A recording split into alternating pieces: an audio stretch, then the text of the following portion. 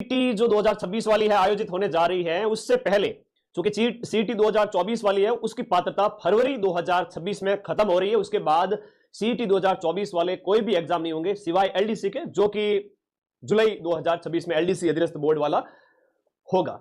उसके अलावा और कोई एग्जाम रहा नहीं, तो नई सीईटी करवाने जा रहे हैं। अब ये जो फरमान जारी करें आरपीएससी और अधीनस्थ बोर्ड, पता नहीं क्या इन्होंने कह रहा है कि हम एक नया कारनामा करने जा रहे हैं।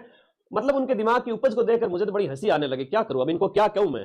पिछली बार ये कह रहे हैं नेगेटिव लागू करेंगे, ये वो 10 तरह की बातें कर रहे थे। उस समय अपन ने आवाज उठाई थी और फिर सबसे ज्यादा बच्चों को पढ़ाया भी था ईच एंड एवरीथिंग। तो अब ये सीईटी प्री करेंगे, फिर सीईटी मेंस करेंगे। सीईटी प्री में 15 से 20 लेकिन सीईटी मेंस होगा। हालांकि सारे पेपर है वो एमसीक्यू टाइप के ही होंगे, अभी हुआ नहीं है फाइनल, लेकिन होंगे तो भी एमसीक्यू टाइप के ही होंगे और सिलेबस वही रहने वाला है, बस प्रश्नों का स्तर थोड़ा सा कठिन हो जाएगा। अच्छा, विधानसभा प्री और मेंस भी करवा दो। बहुत सीईटी कब होगा अभी पॉसिबल नहीं है, अप्रैल मई तक 4-6 महीने हैं अभी।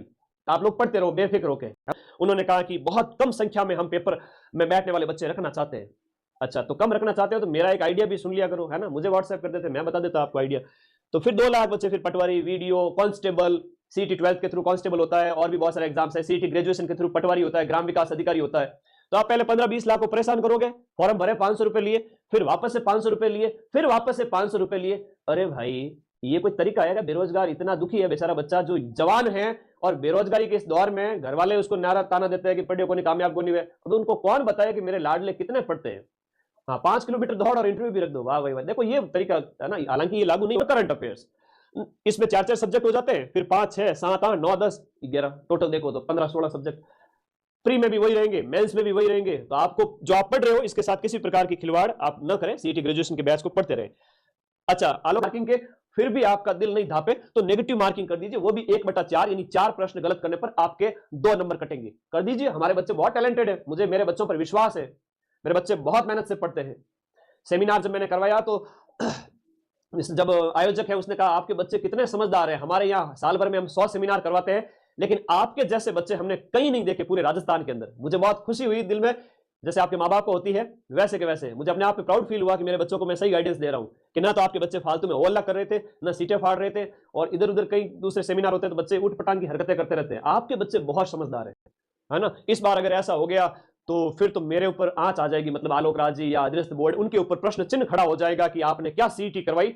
पिछली बार भी 10 लाख बच्चे पास हुए, इस बार भी 10 लाख बच्चे पास हुए, तो वो इस बार ऐसा करना चाहते हैं कि 1 लाख बच्चे भी पास नहीं हो।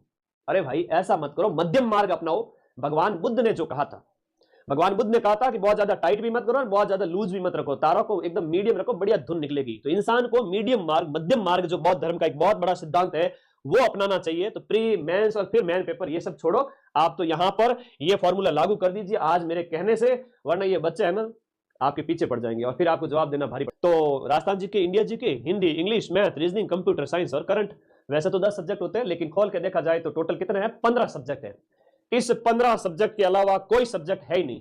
और फिर तो आप मंडारिन लागू कर दीजिए, यानी कि चाइनीज लैंग्वेज, वो भी लागू कर दीजिए। रास्ता नहीं है तो एक प्लेटफॉर्म पकड़ो, पढ़ो बैच के अंदर, और 6 महीने जब एग्जाम कंप्लीट हो जाए, 6 महीने बाद में लास्ट के 10-15 दिन बचे, उस समय आ जाना। जम के मैराथन लगाऊंगा, पूरे राजस्थान में सबसे ज्यादा लगाऊंगा। अब जाने को नहीं बचे, बॉस को उकसाया गया तो ये विद्यार्थी है फिर वापस से रिएक्शन करेंगे, है ना। रिएक्शन, क्रिया की प्रतिक्रिया तो होती है ना, और फिर जब प्रतिक्रिया हो जाएगी तो फिर भारी पड़ जाएगा, अच्छी बात नहीं है।